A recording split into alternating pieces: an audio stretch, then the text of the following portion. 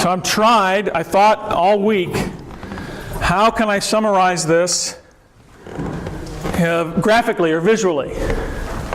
So what I've been trying to do is paint a picture of a general, broad, and it's really simple, even simplistic, and sweeping portrait of 20th century biblical scholarship. This is the kind of scholarship that has amounted to a critique or criticism of the stories of resurrection from within Christianity by Christian scholars. For those of you who are interested, Rudolf Bultmann being the most famous person who got this stuff going, German theologian who died in the 70s. So, it goes like this. We've got Mark, Matthew, and Luke, and I put them in that order because Mark is generally believed to have been written first. And Matthew and Luke, somewhere 50 to 65 AD. You know, Jesus crucified at 33 AD. John, written maybe somewhere between 80 and 90 AD. And the idea is that these authors, whoever they were, took stories from here, verbal stories. If there's anything written, it's lost to us. Archaeologists haven't discovered anything yet. But they took these stories and then they put them together in a way that was unique and particular to each author. Now, it isn't really hard to see how someone might come to this conclusion, given that all of the accounts of the resurrection are remarkably different. So the theory is that, well, maybe they were taking this stuff and they were trying to deal with issues in their own time, and so they put these stories together in a way that addressed the issues of their own day and of their particular Christian community. So, for example, possible motives could have been an apologetic motive. So, why do Christians believe that Jesus is alive? Well, let's write stories to explain why we believe that. Or, particularly in the case of John, which is, of course, much later, why should you believe that Jesus is both human and divine? We can tell from the letters of Paul that there's an incipient Docetism that's beginning to emerge. And it becomes full-blown by the first part of the 2nd century. And remember, Docetism is the belief that Jesus only appeared to be human, but he was really God, he just appeared to be human. A pastoral motive might have been because Christians were being persecuted, why or how it is that you can have hope. So they took these motives, wrote their stories about Jesus as a way of defending or explaining why they believe the way they believe, or providing a basis upon which Christians can have hope. What N.T. Wright, I've been trying to explain to you, has said, but these 4 points not only don't track with this theory, they actively work against it. The lack of Old Testament references in the resurrection stories. Up until then, there's all kinds of allusion and references to the Old Testament, and then all of a sudden, they're gone.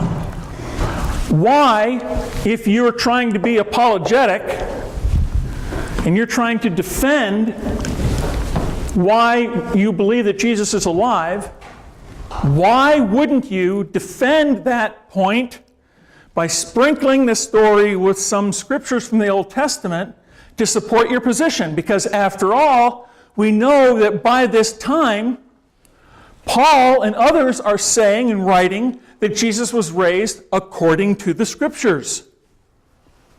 But lo and behold, those, whatever they are, aren't there in the resurrection stories. There is the lack of personal hope. You get to the stories of the resurrection, and what do we find in Matthew? We've got the Great Commission. In Luke, we've got, and you will be my witnesses.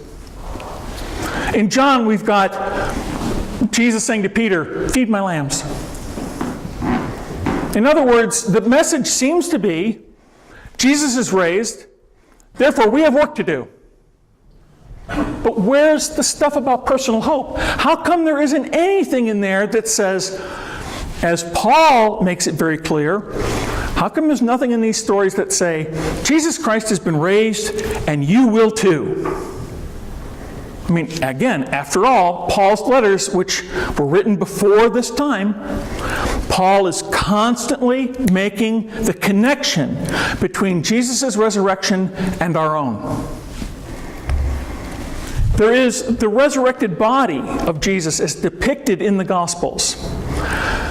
It's simply not depicted in a way that if you were going to make something up and try to be apologetic about it, it's not depicted the way the resurrection is depicted in the Old Testament.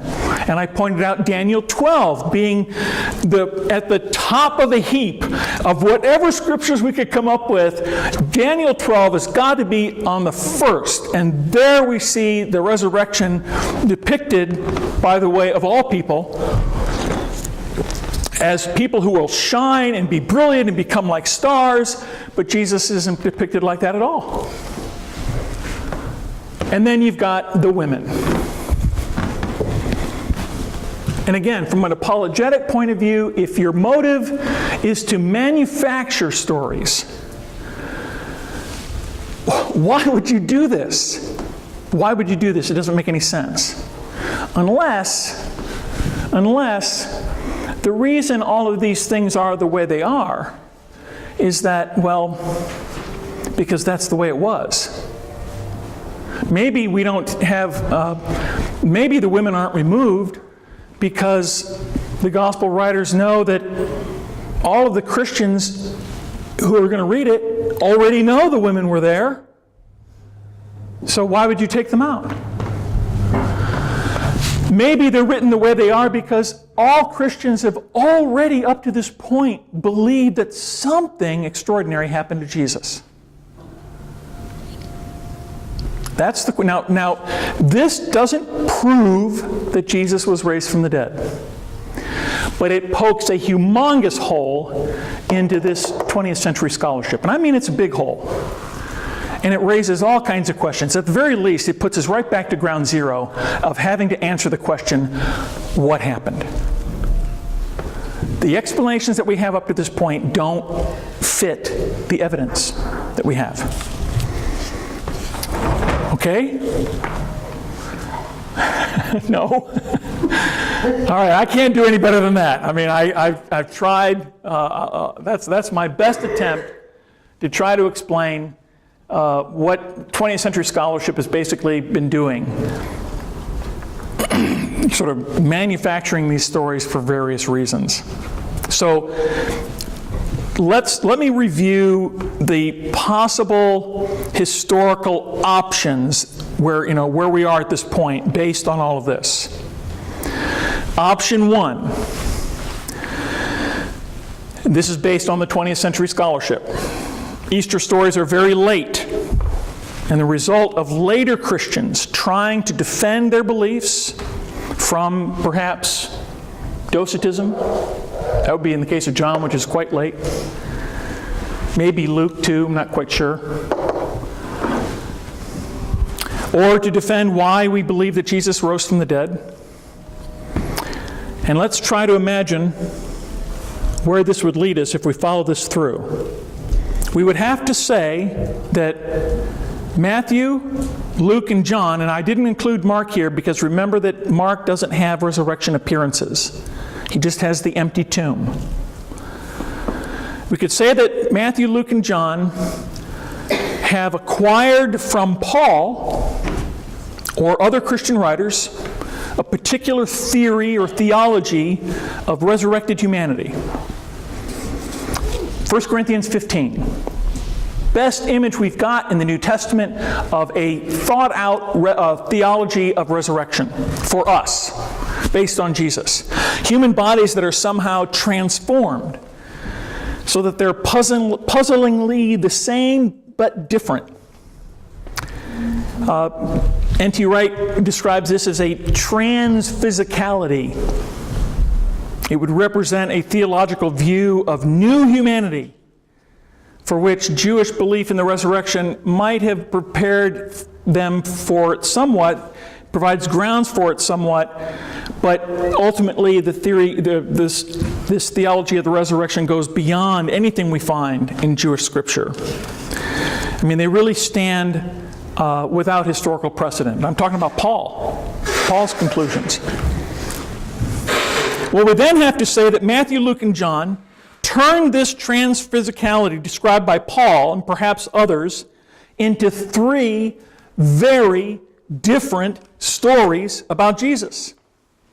We've got Matthew with Jesus standing on the mountain, Luke walking on the road to Emmaus, John on the beach cooking fish. We would have to say, too, that though each of them were writing independently, all three avoided mentioning the implication of this transphysical body made by Paul, namely, that this present body is corruptible and the risen body is incorruptible. That's what Paul says in 1 Corinthians 15. Again, let's follow the thinking. Matthew, Luke, and John have hold of Mark's letters. They're aware of Mark's theology. They're aware of 1 Corinthians 15. And so they try to tell stories that fit what Paul says about the resurrection in 1 Corinthians 15. Well, one of the main points there is that, in essence, this body's mortal and the next one isn't. The next one's immortal. But the gospel stories don't focus on that. What they focus on is a recognition, non-recognition. Jesus is there, but they're not quite sure it's him. Or they're there, but they're afraid to ask him who he is, because they know who he is, but they still want to ask him who he is. There's this continuity, discontinuity that's emphasized in the Gospels, not a mortal, immortal emphasis. And then, of course, what I already pointed out, there's the way this body is presented in the Gospels doesn't fit with whatever first century Jews might have reached for, namely Daniel 12. The present body of Jesus is not luminous. It doesn't shine like a star.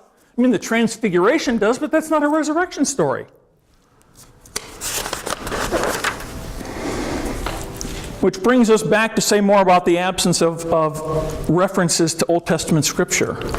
If you're a first century Bible reading writer, and you started with Paul's theology, and tried to turn that theology of resurrection into an artful, just as if it happened story, it would be extremely difficult to avoid referencing Scripture. Imagining three writers not mentioning Scripture independently is incredible. So the same should be said of the absence of this, Christian hope after the grave. We have to suppose, based on this theory, that a Christian group or three individuals had pondered the developing resurrection belief of Paul and wrote a story about what really happened as a way of defending early Christian belief that Jesus' resurrection was the model and reason for Christian hope in the future. By the 50s, we would think that the persecution of Christians, which had become clear at that point, we know this from 1 Thessalonians 4, that this beyond the grave hope would have been a tremendously vital component of Christian belief in the 50s. Why isn't it there? It would have been almost impossible to keep this element out of the newly spun stories. And it's completely unbelievable that Matthew, Luke, and John, all three of them, even John, for as late as he is, doesn't include it. And then, like I said, there's the women. Well, then there's option 2.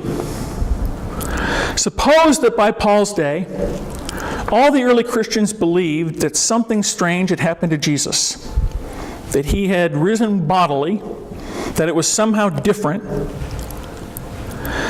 And suppose Paul was providing in his letters, in which he wrote about the resurrection, he provided the theoretical, theological, and biblical framework for stories of the resurrected Jesus that were already well known. Stories which he summarized when he quotes an already official formula at the start of 1 Corinthians 15. Maybe it's worth reading that just to remind you. There's handout. The handouts are probably not at the table, but the handouts for all of this stuff are in the back. There's a passage from 1 Corinthians 15 back there too. For what I received, I passed on to you as of first importance, that Christ died for our sins according to the Scriptures, that he was buried, that he was raised on the third day according to the Scriptures, and that he appeared to Cephas and then to the 12.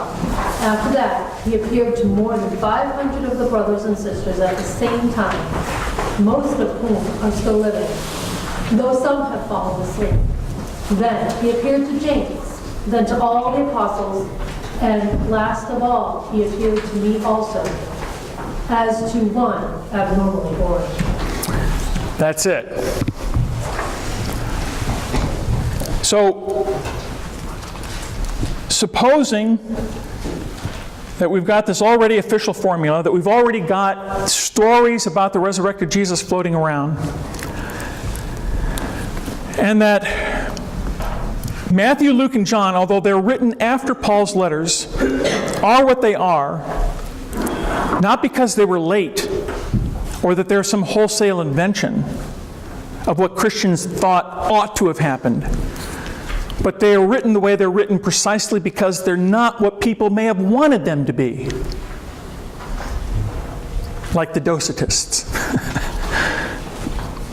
What if the Easter stories represented in those Gospels that have been told very early on, and were told without offering theories about what sort of thing this new risen body might be, without attempting to evoke wider theological themes, without adding the element of hope for one's own resurrection in particular, without biblical quotations or allusions? Suppose the reason no one evoked Daniel 12 was that everyone knew Jesus' body didn't shine like a star.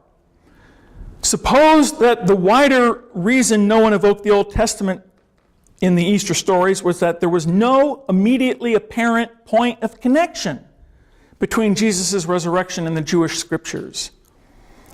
Suppose, in other words, that these stories have the puzzled look of someone saying, I didn't understand it at the time, and I'm not sure I understand it now, but this is more or less what happened.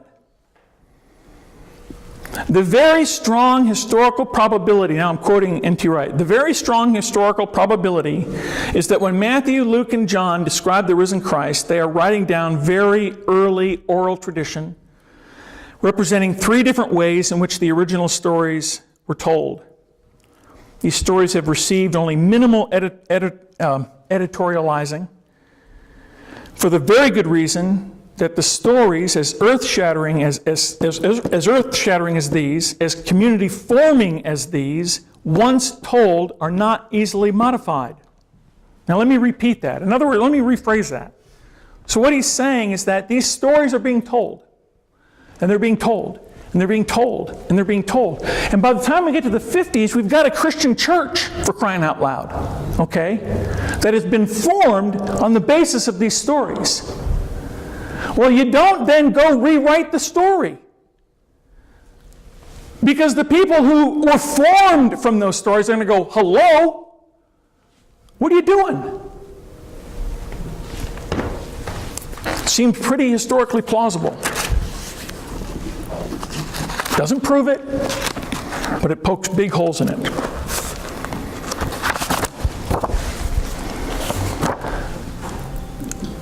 All right. What I want to do now is shift gears a little bit and talk about a accusation, if you will, that Christianity borrowed or plagiarized, whatever you want to call it, stories of resurrection from the pagan world.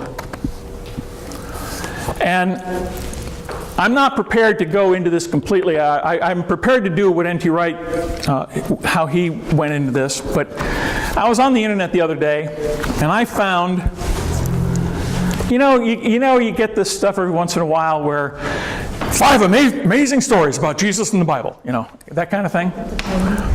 Well, this was 5 nearly identical Jesus Christ myths that predate Jesus. And they're about Horus, one of the Egyptian gods, Buddha, Mithra, a Zoroastrian deity, Krishna, a Hindu god, Osiris, son of an Egyptian god. And when I looked at this stuff, I thought, holy mackerel. I mean, here's, for example, I'm not sure how to pronounce these gods.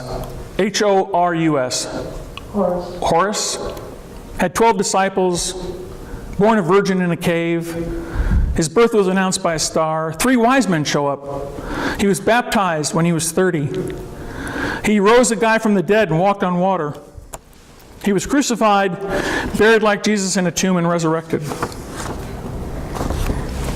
When I went looking into this, first thing I noticed was that N.T. Wright doesn't waste any ink on this stuff at all. That was clue number 1, that something fishy is going on here. When, it's not that N.T. Wright doesn't say anything about pagan stories of resurrection, but he deals with Homer and Plato and stories from there. Stories from the pagan world from roughly 150 years either side of Jesus. And I'm going to go into this in a moment. But he doesn't deal with this stuff at all. Now, I went to Wikipedia. Now, say what you want about Wikipedia. I'm not saying that this is a source where you need to go to hang your hat on this kind of thing. But if you've been to Wikipedia, every once in a while, you may note like a disclaimer on a page. And for example, the neutrality of this article is disputed. Well, I went to an article called The Christ Myth Theory. Right away, the neutrality of this article is disputed. I went to another place, Jesus Christ in Comparative Mythology. The neutrality of this article is disputed. But then I went to a page in Wikipedia called The Historical Jesus, The Historicity of Jesus, The Sources for the Historicity of Jesus, and the Historical Reliability of the Gospels, no disclaimer. Now that doesn't prove anything, okay? I'm not saying that it proves anything. I'm simply saying that when you see something that says there's something biased going on here, that means that the scholarship is hokey. And be on your guard. Be on your guard. Okay? Hokey, is that a technical term? Yeah, that's the technical term. That would be the cleaned up version for the internet, for YouTube.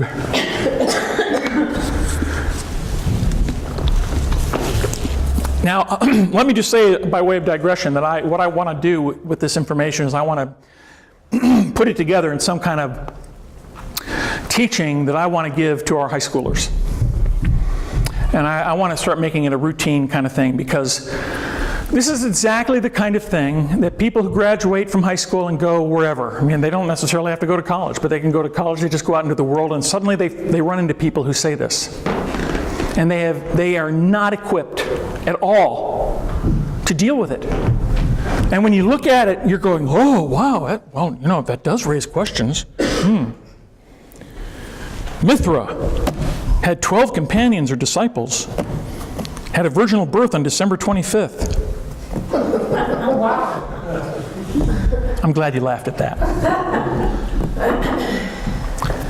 But how many high schoolers do you think know why you should laugh at that? How many high schoolers know that the Bible doesn't say when Jesus was born? Or that the Bible doesn't say 3 wise men or 3 kings. It just says wise men.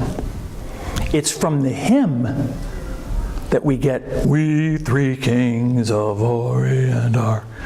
That was way long time after Jesus was crucified. But our kids aren't equipped with this stuff. So anyway, I'm going to work on that, and I'll share it with you too. So, when it comes to resurrection in paganism, N.T. Wright does have some things to say. And point number 1 to keep in mind always, as I've said before, we have to remember what the word resurrection means. And come to find out that even though the words might be slightly different,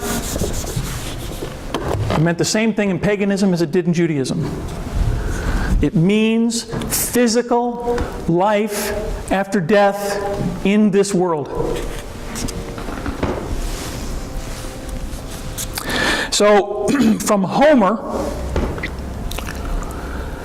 there's a scene in the Iliad where Achilles is confronted with the shade of his recently killed friend Patroclus. I can never pronounce these names. Patroclus. The moment's critical to the entire plot, in which it's all about the wrath of Achilles. The encounter is a turning point, after which Achilles returns to the fight after a long period of sulking. And with Achilles back in the fray, Troy's defeat is assured, although Achilles is going to die in the process. Now, N.T. Wright summarizes the plot line like this. Patroclus.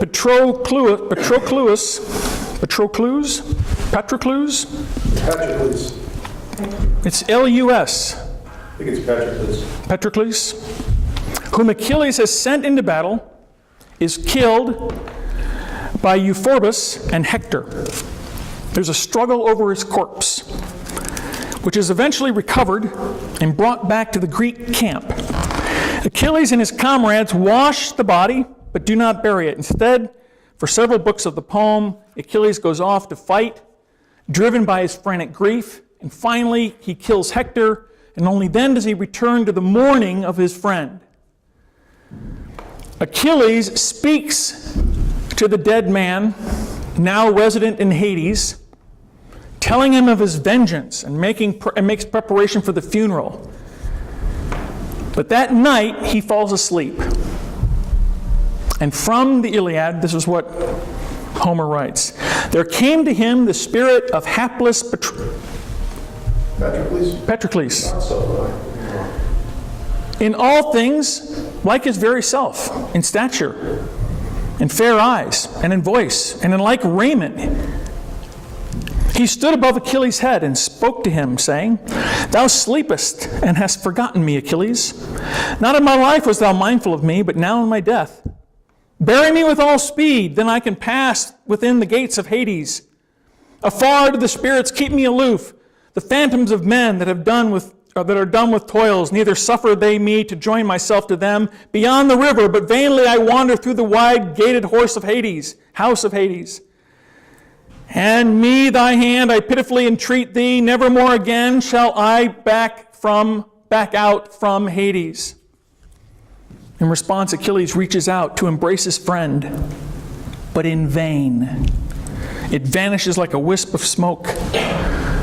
It went on gibbering underground. Achilles leapt up in amazement. He beat his hands together and in his desolation cried, "Ah, then, it is true that something of us does survive, even in the halls of Hades, but with no intellect at all, only the ghost and semblance of a man." So Achilles, it seems, has had doubts about whether the dead have any existence. But his ghostly vision settles the matter, though hardly in a very pleasant way. Who is Patroclus now, as we have it in the Iliad? Well, he's a ghost, or he's a spirit, he's a phantom, or he's a semblance. Where is he? He's on his way to Hades, wandering and apparently restless, unable to cross the river and find his proper place of rest until the funeral has been finished. What's wrong? Patroclus is no longer human. He's just a gibbering, witless phantom. What's the solution? There isn't one. He can't be helped on his way to Hades, but he will not find a full and enriching existence when he gets there, and he certainly will not return. The second story of Homer that he tells of the dead is put into the mouth of Odysseus.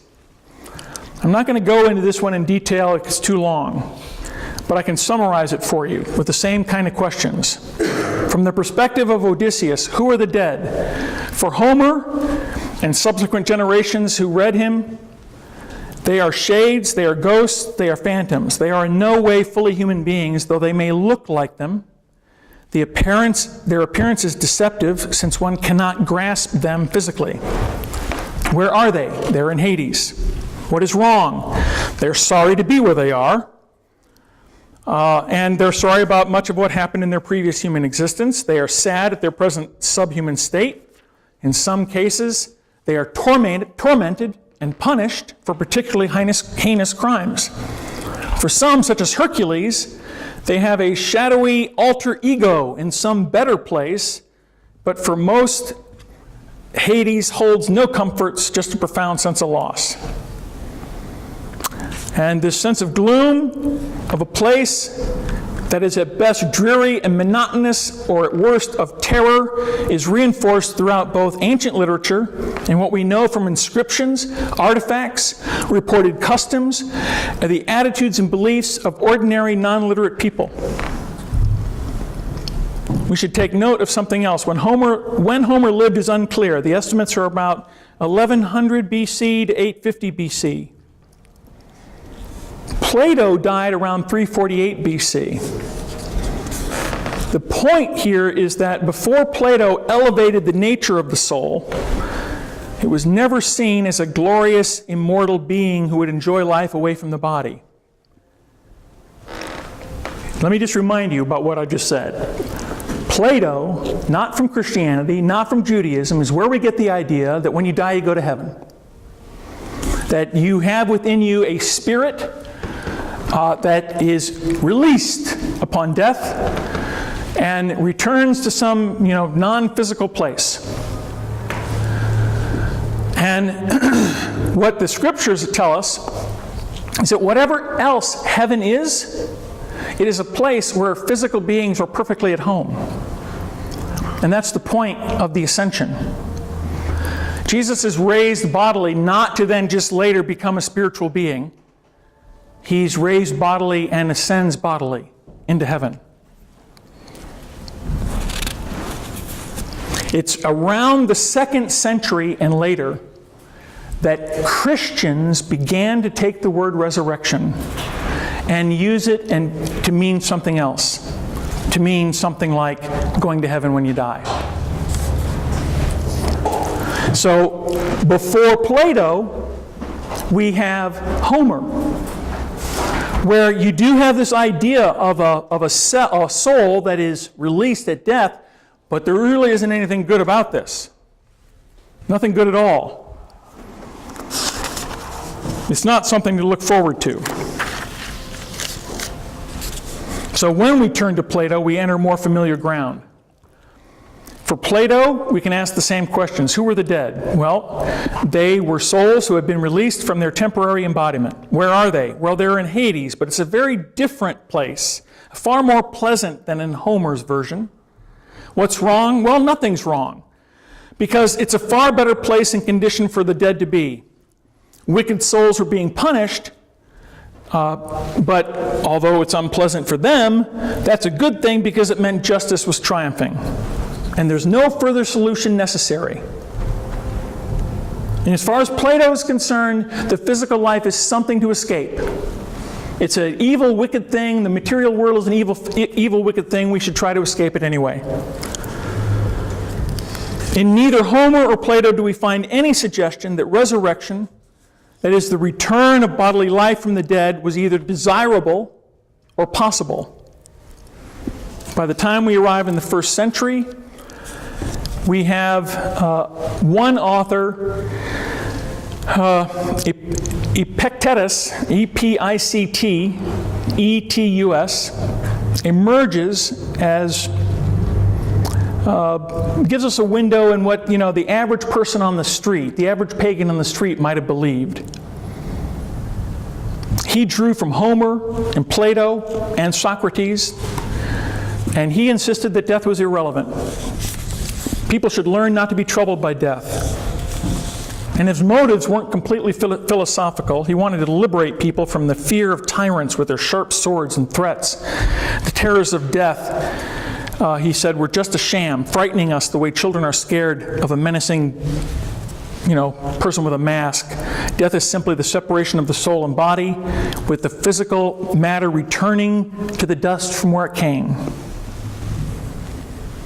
Homer and Plato represent more or less the two positions between which the Greek and Roman world oscillated, and neither bore any resemblance to the belief and message of early Christianity.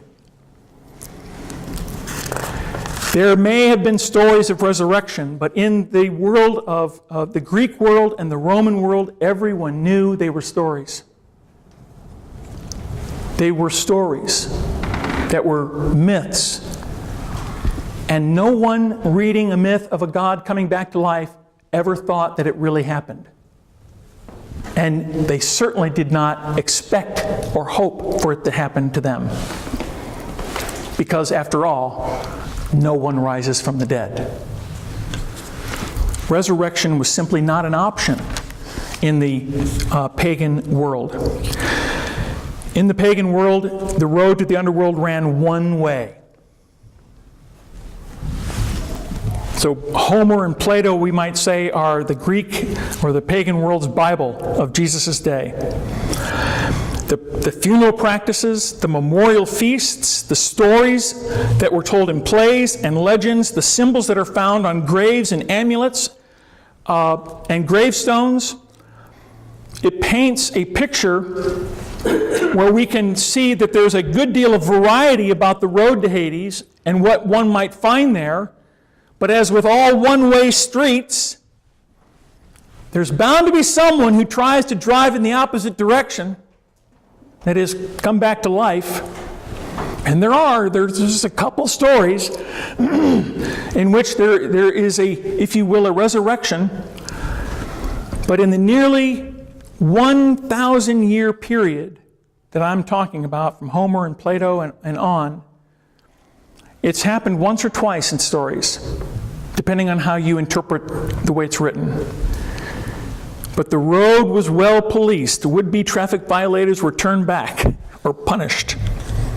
And even in these stories, everyone knew that it never happened. That's from N.T. Wright. So we can answer the worldview questions in the ancient world in relation to the dead. Of the day that in the pagan world where Jesus lived, who were the dead? They were beings that had no body.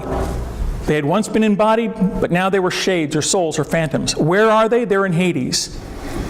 They might occasionally appear to living mortals, but they were basically now in a different realm. What's wrong? Well, for the Platonists, nothing. The soul's better off anyway. Some kind of life might continue after death, but it's unlikely to be a rich and satisfying one. It's certainly not as satisfying as the present life. Death was felt to be a grievous loss to both the dying and the bereaved. The solution? Well, if embodied life was the problem, as it was with Plato, then the solution would be to escape the body altogether. But if death is the problem, then the eventual separation of the soul and body, there was no solution. Death was all-powerful. The ancient world, if you will, divided into those who said the resurrection couldn't happen, though they might want it to happen, and those who said they didn't want it to happen, knowing that it couldn't anyway. You understand? So people in the ancient world, they thought, we might like to have resurrection happen. It sounds like a good idea, but it doesn't happen. We know it doesn't. And then there are those who didn't want it to happen because, after all, the physical life stinks. Who wants to be in the physical life? Let's go be disembodied. And of course, they too knew that resurrection didn't happen anyway. So it's important to stress that there is a frequent misunderstanding of resurrection that is used by people when talking about Homer and Plato. And the misunderstanding is that it seems that when we find the words of resurrection, depending on how you interpret it, it really is a word that means life after death. It isn't really talking about bodily life in this world, and certainly doesn't believe it from a historical point of view. The majority of the people in the ancient world did believe in life after death, but with the exception of Judaism and Christianity, they did not believe in resurrection. Resurrection was not, in other words, the existence into which the people would go immediately upon death. It was not disembodied heavenly life. That was something else. Resurrection, when we get to Judaism and Christianity, well, that's very interesting. Because resurrection isn't something that happens to you when you die. N.T. Wright describes it as what happens to you after that. As he puts it, life after death. And so, for example, Jesus dies and he's buried in a tomb.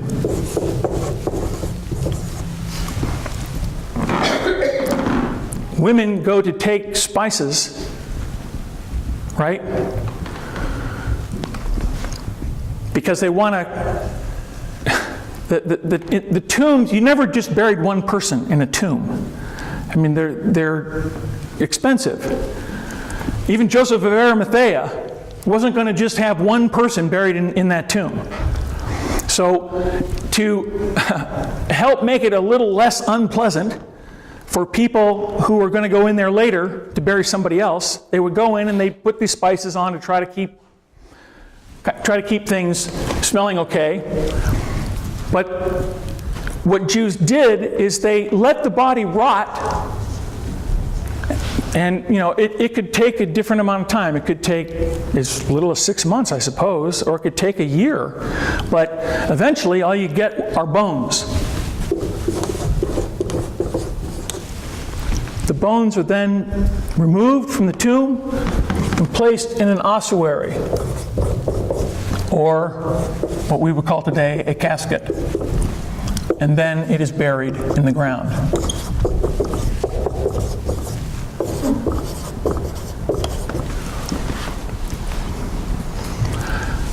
So there are two stages, if you will, to death, and there are two stages to life after death. Because you've got, death, and then you have whatever happens after that. And in Christian terms, we've got, 2,000 years of Christian history that says that when you die, we are with God, and with those we love, with God. But it's disembodied. But that is not the end. We wait for the day of resurrection, when we will be re-embodied.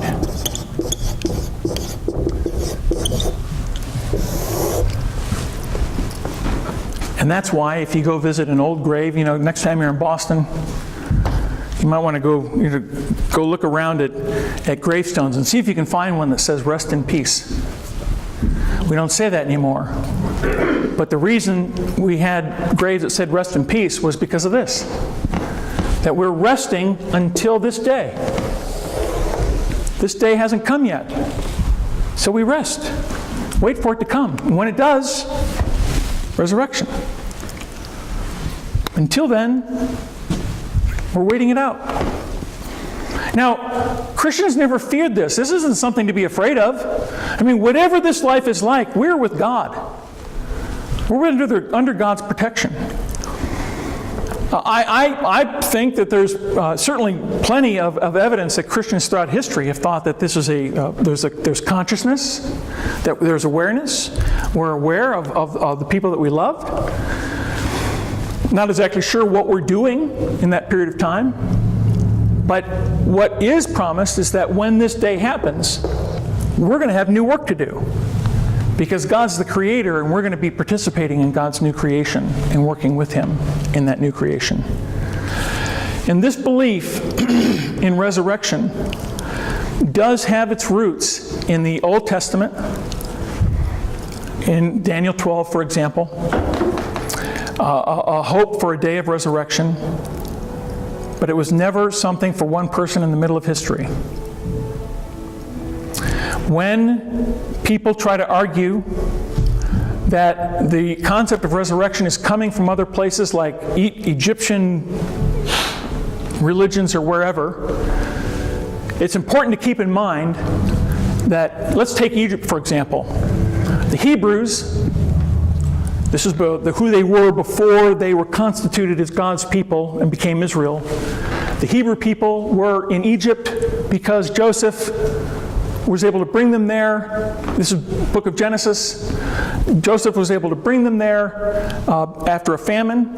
And for, I don't remember how long, they were there for a long time as guests, and then eventually they became slaves of Egypt, of Pharaoh. Scholars differ on how long they were there. Some say 400 years, some say 200 years. Let's take the shorter number, 200 years. It strikes me as exceedingly odd that if we're going to say that a religion borrowed concepts from another religion, it wouldn't be Christianity borrowing from Egyptian theology, it would be Jews borrowing from Egyptian theology. I mean, after all, they're the ones who were there. After 200 years, the Bible shows nothing, I mean nothing, of Egyptian theology. If anything, there is references to Babylonian theology, as I explained, I think it was last week. We've got creation stories from Babylon that sound remarkably similar to the stories of creation. We've got stories of the flood that sound remarkably similar.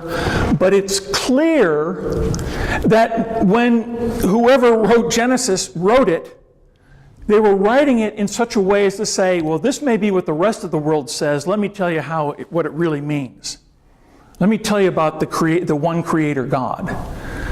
And it's written to refute theology that people were exposed to in the exile in Babylon. Which is, when you think about it, interesting, because the exile lasted 40 years, 60 years. Give or take, a generation. Yeah. And so, after only that amount of time, we have some evidence that at least there was an attempt to refute theology from Babylon. But after 200 years of being with the Egyptians, there's nothing. Nothing. So, if your kids say, "Hey, Dad, did you know that Horus was raised from the dead?" No, he wasn't. No, he wasn't. All right. Now, next week I'm going to go into life beyond the grave in the Old Testament and look at that more specifically and set the groundwork for the ideas that sparked those early Christian writers. Not ideas, but these are the scriptures that they wrestled with. And when Paul starts to say that Jesus rose according to the scriptures, these are the ones that Paul had in mind. All right? Any questions? Yeah. So this is going back to when you said that the churches are starting, like 50 AD is when the church started getting a foundation, and it was really...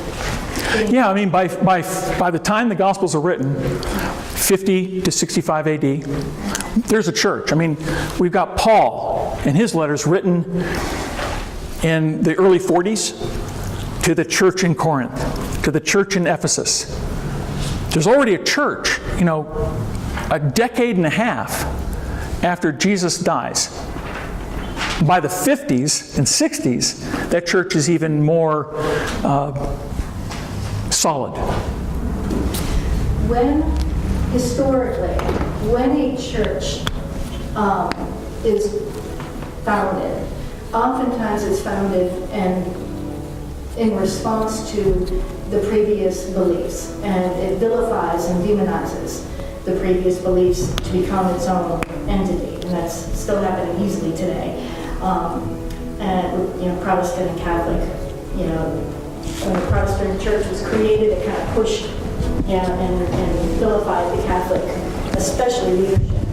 So when the church was founded, when the Christian church was founded at this time, and the fact that the Gospels vilify the Pharisees and do not mention the previous scriptures of the Old Testament, could it be that they were trying to separate themselves from the things that they're trying to let go of and grasp onto the new? Much like the Protestant church is kind of saying, what you're saying with the Roman Catholic, the Roman Catholic Church is wrong with it, and maybe not so much wrong, except the Pharisees are really vilified.